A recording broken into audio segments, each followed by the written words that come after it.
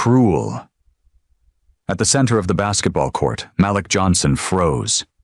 13 years old, barely 4 foot something. His backpack dangled from Tyler's fist, straps tearing. "Hey, mini-man!" the bully sneered, loud enough for the whole block. Phones shot up. Red lights blinked. Brandon's voice cackled behind the camera. "Wait till TikTok sees this!" "Jump for it, shorty!" Chase jeered, tossing Malik's math book high in the air. Pages scattered like torn feathers. The crowd howled. Someone shouted, "Yo, is that even a kid? Looks like a doll." The laughter burned hotter than the sun. Malik's chest heaved, but he didn't swing. He'd learned silence was safer. But silence felt like choking. Then a sneaker slammed the pavement. A shadow cut through the circle. Aisha, his sister, 16, hoodie up, braids tied back, eyes like sharpened steel. "Give it back," she said. Calm. Even. Tyler grinned. "Oh, look." Big sister thinks she's a superhero. Phones zoomed closer. The crowd smelled blood. And what happened next would flip the whole block upside down. This is Black Stories, where the pain of prejudice is told, and justice always finds its voice. If you believe kids deserve protection, not humiliation, tap like and subscribe. Because in the next few minutes, you'll see how one sister's calm discipline flipped a whole block and turned shaky phone footage into a reckoning.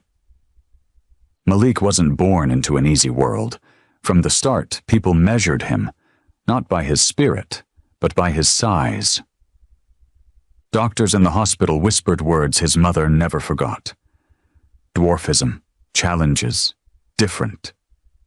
And from that moment, strangers decided who he would be before he even had a chance to breathe. At school, desks were too tall, hallways too loud, and pity came disguised as smiles. Teachers bent low when they spoke to him, as if he were a toddler instead of a boy who loved comics and math puzzles. Every new year, someone new whispered the same cruel word under their breath. Small. And every year, Malik learned to lower his head a little further. But at home, he had Aisha. His sister, 3 years older, saw none of what the world saw. When Malik cried over shoes that never fit right, Aisha laced up her own sneakers and said, "Doesn't matter. You'll outrun them anyway." When he came home with bruises on his pride, she handed him a pencil and said, "Draw them. Make them villains in your story. You always win in the end." Because Aisha had learned early, their family's strength didn't come from what the world gave them. It came from what it tried to take away. Their father, Anthony Johnson, had been a martial arts instructor before a heart attack stole him too young. He left no money, no house, no safety net. But he left something better. Discipline. A code. Never fight for ego. Fight to protect. Aisha memorized every word, every kata he drilled into her before the dojo closed its doors. And though Malik had been too young to train, he remembered watching, the way his sister's hands moved with focus, the way his father's voice made the air feel steady. After their father passed, their mother Mary carried the family on her back. Double shifts at the hospital, nights where ramen was dinner and the rent swallowed everything else. Her eyes always looked tired, but her voice never broke. "Baby," she would whisper to Malik, "the world may look down on you, but that doesn't mean you bow." Still, the world pressed harder. In the neighborhood, the other kids grew taller, stronger, louder. Malik stayed small, and the jokes grew crueler. Some days it was his size, other days it was his skin, and sometimes, when a cop car slowed near the block, it was both. Because in their neighborhood, being small didn't make you invisible. It made you a target. But Malik endured. Because behind him was Aisha, steady, disciplined, a shield carved from grief and love. She walked him home every day, even when he protested. She studied martial arts videos on a cracked phone screen at night, practicing until her knuckles bruised, because no bully, no cop, no councilman's spoiled son would break her brother. Still, there were nights when even Aisha broke. When Malik was asleep, she sat at the kitchen table staring at unpaid bills, at her mother's worn-out shoes, at the empty chair where her father should have been. Her fists clenched, her jaw locked. But then she breathed in, breathed out, the way her father taught her, and whispered into the silence. Protect him. That's my job now. That's why when the laughter rose on the basketball court, when phones pointed at Malik like weapons, when his dignity dangled in Tyler's fist, Aisha didn't see a boy being mocked. She saw her father's code on trial. She saw her mother's sacrifices hanging in the balance. And she saw her brother, trembling but unbroken, about to be crushed under a cruelty she refused to allow. And this time, she wouldn't just shield him. This time, she would silence them all. Tyler Grant didn't just walk around the block like he owned it. In a way, his family did. His father was Councilman Richard Grant, a man whose face grinned from campaign billboards, shaking hands in photo ops while tenants in his buildings lived with mold in the walls and rent hikes they could barely afford. When people whispered about who runs this neighborhood, it wasn't City Hall they meant. It was the Grants. Tyler knew it, and he wore that knowledge like armor. Designer sneakers, diamond studs, fresh hoodies that cost more than Malik's family spent on groceries in a week. Everywhere he went, he reminded people of two things: his size and his father's power. Both were weapons. Beside him, Brandon played cameraman. If Tyler was the hammer, Brandon was the echo, filming every humiliation, laughing the loudest, posting the clips online with cruel captions like, "When charity cases think they're heroes," or "Mini-Man versus the real world." He didn't just want Malik mocked. He wanted him memed. And then there was Chase. Shorter than the other two, desperate to prove himself, cruelty dripping from his mouth like it was the only way to belong. He was the one who shoved Malik hardest, the one who threw Malik's notebooks into puddles, the one who whispered words too vile to repeat whenever Malik walked past. Together they were a pack, and they hunted where they knew no one would stop them. Because in this part of town, everyone knew who Tyler's dad was, and everyone knew better than to cross him. When teachers complained about Tyler's grades, new laptops suddenly appeared in the staff lounge. When neighbors reported his behavior, repairs on their apartments stopped cold. And when Malik's mother once tried to confront Tyler for shoving her son into a fence, the next day a police cruiser idled outside their building for an hour, not to protect, but to warn. The message was clear: don't touch the Grants. So when Tyler dragged Malik across the basketball court that day, no one in the crowd thought it would end with justice. They thought it would end the way it always did, with laughter, with Malik humiliated, with the Grants untouched. But this time was different, because Aisha was there. She didn't raise her fists yet. She just stepped into the circle, her shadow falling across Malik. Her voice was calm, but her words cut sharp. "Put it down, Tyler." Tyler smirked, tossing Malik's backpack to the ground like trash. "What you gonna do, huh? Show us your little karate moves?" Laughter rippled through the crowd. Phones lifted higher. Even a cop car slowed at the edge of the block, Officer Daniels leaning on his wheel, watching. His eyes didn't go to Tyler. They went to Aisha, like the story had already been written, already deciding who the problem was. Malik's stomach twisted. He knew this play. He'd lived it before. The bullies strike first. But when the smoke clears, it's him and his sister who pay. Because size made him a target. Because skin color made him guilty. And now the stage wasn't just a basketball court. It was the whole block, a crowd of bystanders, and the weight of a system waiting to crush them. The laughter grew louder, screens tilting like hungry eyes. The tension coiled tighter every second. And in the middle of it all, Aisha didn't flinch. Her fists stayed loose. Her voice stayed steady. But in her eyes, in the way she measured every step, every angle, every escape, was the quiet fire of someone who had been preparing for this moment her entire life. And what came next wouldn't just change the fight. It would change the whole community. The air on the basketball court thickened, heavy as storm clouds before rain. Malik stood frozen in the center, backpack torn, his math book pages scattered across the asphalt like broken wings. The bullies circled. Phones glowed red. Every laugh echoed louder than the last. "Yo, let's make him dunk," Chase snickered, dragging an empty trash can toward Malik. The crowd whooped. "Yeah, dunk the little man!" Malik's chest rose and fell, his breaths sharp. He wanted to disappear. He wanted to scream. But all he could do was stand there, shrinking in a circle of hate. Then Aisha's voice cut through the noise.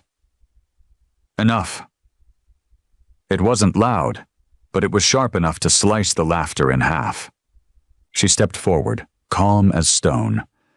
Her hoodie hung loose, her braids tied tight, her eyes locked on Tyler.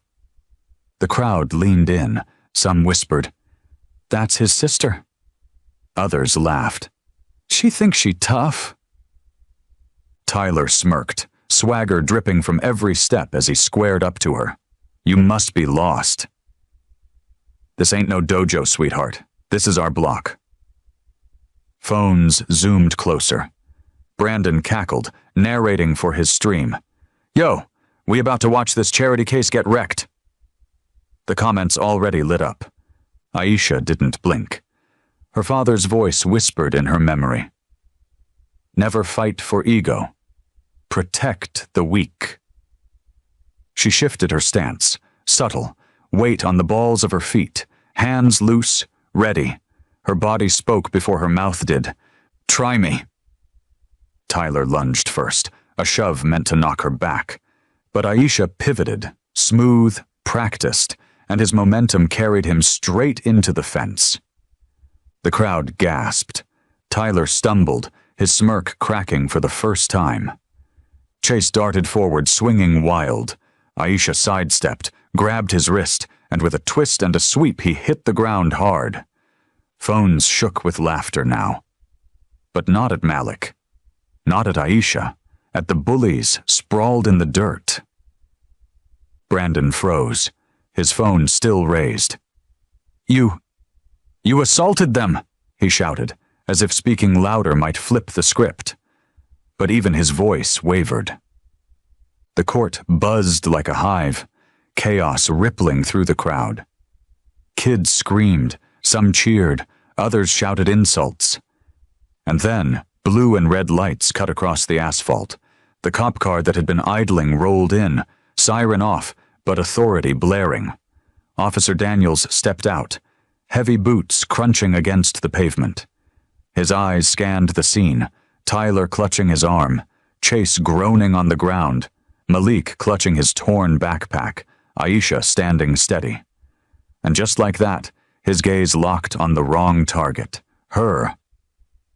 "You!" Daniels barked, pointing at Aisha. "What the hell did you think you were doing?" Gasps rippled. Phones tilted toward him now. The crowd wasn't silent. It was hungry. Hungry to see which way this story would turn. Aisha's jaw tightened, but her voice stayed calm.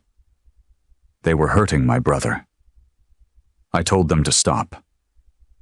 Tyler staggered upright, crocodile tears in his eyes. "She attacked us, officer.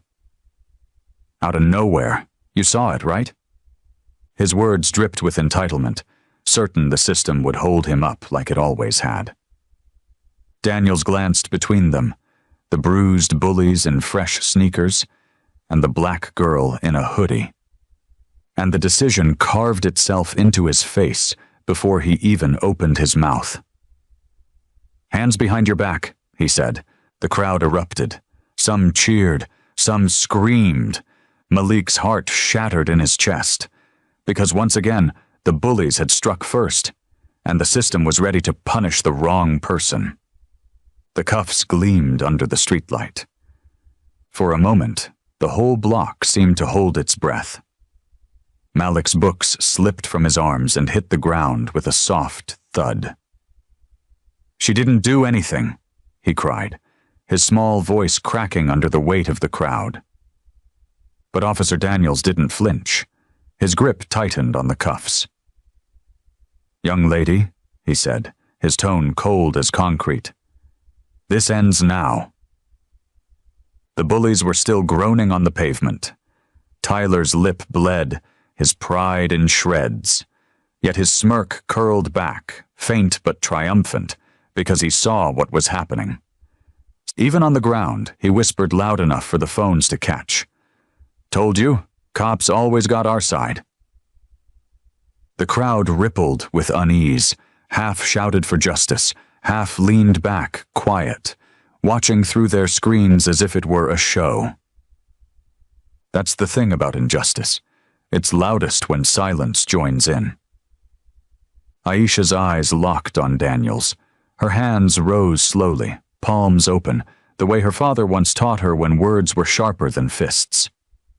"Officer," she said, her voice steady, "I didn't attack anyone. I only stopped them from hurting my brother." But Daniels didn't soften. His jaw flexed. "You're resisting the peace. These boys are minors. Your moves could have seriously injured them. That makes you the aggressor." Malik's stomach dropped. Aggressor. The word spun in his head like a curse. The same word teachers used when bullies shoved him into lockers. Yet he was always the one told to calm down. "Sir!" Aisha's voice cut sharper, trembling with fury she held like a blade. "You saw them." "You stood there and watched them mock him. You let it happen." The crowd buzzed. Phones captured every syllable. Hashtags were already forming in live captions. # protectors not criminals. Hashtag justice for Malik. But Daniel's hand still hovered over her shoulder, ready to force her down. And then, a new voice split the night. "What's going on here?" Mr. Alvarez, the corner store owner, stepped out, apron still tied around his waist. He'd been sweeping inside when the fight broke. Now he stood between Aisha and the officer, his weathered face lit by anger. "I saw the whole thing," he said. "She saved that boy." "And you're arresting her?" The crowd stirred. Some parents who'd stayed back began to murmur. A teacher passing by froze, then pulled out her phone to record. But Daniels squared his shoulders. "Step aside, sir. Or you'll be obstructing law enforcement."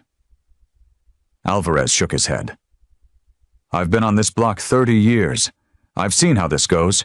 You ignore the rich kids when they break windows, but you're quick with cuffs when it's our kids standing up for themselves." Gasps rippled. Someone in the crowd shouted, "He's right!" Another, "Why ain't you cuffing Tyler?" The chant started low, ragged. Why her? Why not them? Daniel's eyes flickered for the first time. But before anyone could move, a sleek black SUV rolled up to the curb. The tinted window slid down. Inside sat Tyler's father, Councilman Richard Grant, a man whose smile adorned campaign posters, whose money funded half the precinct's budget. His voice dripped with polished authority. "Officer Daniels, handle this properly. My boy is the victim here. That girl..." His eyes flicked to Aisha like she was dirt. is a menace. The crowd erupted again. Phones angled at the SUV, voices screaming, "Corruption!" But Grant only smirked, because he knew influence was louder than truth. Malik's chest heaved, his vision blurred with tears. He wanted to scream, but his throat locked. Aisha bent down, her voice low, steady in his ear. "Don't break. Not here." And then Daniels clicked the cuffs open wider. The metal gleamed like the system itself, closing in. Malik reached out, gripping her hand tight. "No!" "Please. She's all I've got." The crowd's chant grew louder, phones flashing. "Justice! Justice! Justice!" But the officer's hand still pressed her wrist, ready to lock it. The cuffs snapped shut, metal against skin. The sound was louder than the crowd's chant, louder than Malik's cry. Aisha didn't resist. She stood tall, wrists bound, her chin lifted the way her father once taught her. Never bow to arrogance. But inside, her chest burned with the injustice of it. Malik lunged forward. "She didn't do anything! She saved me!" Officer Daniels shoved him back with one arm, not even looking at him. "She endangered minors. That's all that matters here." "Endangered?" Mr. Alvarez's voice cracked like thunder. "She stopped those boys from turning this block into a crime scene." But Daniels didn't turn. His eyes were on the SUV, on Councilman Grant watching like a king surveying pawns. Grant leaned out, his suit immaculate, his smile thin. "Good work, officer. We'll handle this quickly. The community needs to see consequences." The word consequences sliced through Malik like a knife. Consequences for who? Not Tyler, sitting smug in the backseat of his father's car. Not Chase, smirking as he pressed a wad of tissue to his lip. Number. For his sister. Always for his sister. The crowd howled louder. Phones live-streamed. Hashtags lit up. Hashtag free Aisha. Hashtag protectors not criminals. But Daniels moved to drag her toward the cruiser anyway. Then, chaos. A woman shoved through the crowd. Mary, their mother, still in her nurse's scrubs, her hair tied back from a double shift. She looked from Malik's scraped knees to Aisha's bound wrists, and her face hardened with a fury that made even Daniels falter. "You will not take my daughter," she said, her voice shaking but unbroken. "She's done nothing wrong." Grant sneered from the SUV. "Ma'am, your daughter assaulted 2 boys." "Assault?" Yvonne's laugh cracked like glass. "You mean the boys who mocked my son for being born different?" "Who pushed him until he bled. That's not assault. That's survival." The crowd roared, but Grant only smirked. "Campaigns are about narratives, officer. Keep this orderly," he muttered, low enough for Daniels to hear. And that was the truth of it. For Grant, this wasn't about kids. It was about control. Daniels tugged Aisha forward again, but Malik threw himself in front of the cruiser. Tears streaked his face, but his voice broke through the noise. "If you take her, you're proving them right. You're proving bullies always win." Gasps tore through the crowd. Even Daniels hesitated. His hand hovered on Aisha's shoulder, but Grant leaned further out the window, his voice rising like a verdict. "Move the boy. And take the girl, now." The crowd erupted in boos. "Corruption!" someone screamed. A chant rose again. "Let her go! Let her go!" But Grant wasn't fazed, because power, to him, was louder than chants.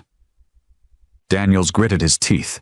His eyes flicked between the angry crowd, the live phones, and the councilman whose donations lined the precinct's budget. He muttered under his breath, "You don't know the fight you've picked, girl." Aisha's voice cut sharp, steady, unflinching. "I've known it my whole life." The cruiser door opened with a heavy slam. The metal cage inside yawned like a threat. Malik's scream cracked. "No!" And as Daniels pushed her forward, dozens of phones caught the same haunting image. A young black girl in thrift store sneakers, wrists bound, framed by flashing red and blue lights, while her little brother clawed at the pavement to reach her. The live stream captions poured in faster than the cops could blink. "She's the hero. Corruption caught live. They're making her the villain." The cruiser door slammed shut. The sound echoed down the block like a verdict. Aisha sat inside, wrists cuffed, red and blue lights flickering across her face. But her eyes didn't drop. She locked her gaze on Malik through the window, mouthing just one word. "Breathe." Malik's chest heaved. Screens hovered above like hungry eyes. And then, the live streams caught something Daniels hadn't noticed. Behind the crowd, Tyler smirked into his own phone camera. He held it low, whispering to Chase, "Worth it, bro. Dad'll bury her. Nobody touches us." The grin, the arrogance, the absolute certainty of protection. One viewer caught it, clipped it, uploaded it, and like fire in dry grass, it spread. By the time Daniel slid into the driver's seat, notifications buzzed through half the crowd. Councilman's son caught bragging. Bullying cover-up live-streamed. Grant exposed trending. The chant outside the cruiser shifted. It wasn't just, "Let her go," anymore. It was, "Grant is lying. Grant is lying." Daniel stiffened. Grant rolled his window higher, jaw clenched. He hadn't expected his son's arrogance to betray him in real time. And then another bombshell dropped. Mr. Alvarez stepped forward, phone raised high. "I've got the store cameras," he shouted. "They caught everything." The bullying, the first punch, her defense. "It's all here." The crowd roared. Phones surged toward him, recording the grainy video as he replayed it in the streetlight glow. Malik's small frame on the court, the boys circling, the shove, the laughter. Aisha stepping in, not attacking but blocking, defending, protecting, the proof they all needed. Daniel's radio crackled. "Dispatch, hold on transport. You're trending nationwide. Repeat. Do not move the suspect. Command says stand down until further review." The officer froze, knuckles whitening on the steering wheel. He glanced at Grant, whose face darkened, sweat beading at his temple. This wasn't just a neighborhood scuffle anymore. It was a national scandal. Inside the cruiser, Aisha's lips curled into the faintest smile. Not of victory, but of knowing the truth was finally louder than their lies. Malik banged on the window, tears streaming. "They see it, Aisha. They see it now." The back door creaked open. Daniels' hand shook as he unlatched the cuffs. His voice was tight, barely a whisper. "You're free. For now." But the damage was done. The live streams had already turned the night into a trial, and Grant into the villain. The SUV peeled off, tires screeching. Grant's voice carried faintly through the window as he shouted at his son inside. "Do you realize what you've done?" The crowd flooded forward, surrounding Aisha and Malik, their voices rising in one unified cry. "No more silence!" No more silence! Cameras flashed. And in that instant, the image that would go viral wasn't of the cuffs, or the bruised bullies, or the councilman's rage. It was of Malik standing on the curb, his sister's freed hand resting on his shoulder, their mother at their side. The three of them framed against a wall of neighbors holding their phones like torches. A headline wrote itself in real time. "They tried to make her the villain. The world made her the hero." By morning, The whole block was a headline. Clips looped on every platform. Aisha in cuffs, Malik screaming, Tyler bragging, Mr. Alvarez with the footage that silenced the lies. Councilman's son bullied disabled boy. Girl arrested for protecting brother. Community fights back. Livestream exposes cover-up. The story spread like wildfire. Not just Detroit, not just Michigan, everywhere. The precinct announced an internal review of the stop. Officer Daniels was placed on administrative leave pending findings. The city council, under pressure, introduced the Protectors Not Perps youth response policy.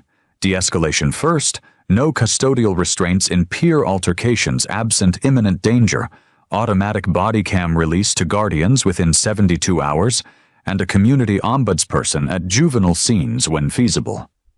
At Westbrook Academy, parents whispered in the parking lot. Some shook their heads, still clinging to Grant's polished image. But others? They looked at their own kids differently. Kids who'd been mocked for accents, for skin, for size. And they realized silence made them accomplices. That night, Grant held a press conference, suit crisp, smile practiced. My son was a victim, he declared, but reporters cut him off. Then why did he brag on camera? Why did your donors pressure the police? Every question was a dagger, and for the first time, his smile cracked. Meanwhile, on the other side of town, the Johnsons sat in their living room. No lights, no cameras, just the three of them. Malik's legs dangled from the couch, his eyes still red. Aisha leaned against her mom, exhaustion heavier than pride. I didn't want to be a hero, she whispered. I just wanted them to leave him alone. Mary brushed her daughter's braids back gently. Heroes never want it, baby. That's why they're heroes. Malik's voice was small but steady. Does this mean it's over? Aisha looked at him, her hand closing over his. No, it means they'll try harder next time, but so will we. The next day, neighbors showed up outside the dojo where Aisha trained. Not to gawk, not to gossip, but to stand. Mothers holding coffee mugs, fathers with folded arms, kids Malik's age carrying signs painted by shaky hands. No more silence.